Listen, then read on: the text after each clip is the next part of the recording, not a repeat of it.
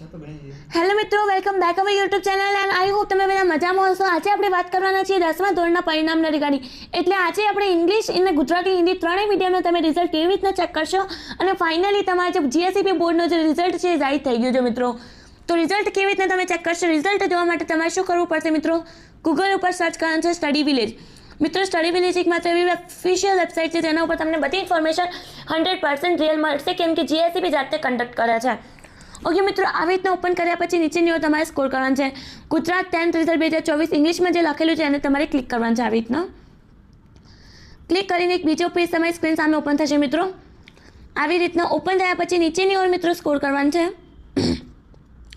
મિત્રો, અહીંયા લખીને આવેલું છે રિઝલ્ટ, અહીંયાથી ચેક કરો. એટલે કે ફટાફટ ગૂગલ ઉપર સ્ટડી વિલેજ સર્ચ કરો અને રિઝલ્ટ જાહેર થઈ ગયું છે અહીંયાથી જઈને ચેક કરી લો મિત્રો.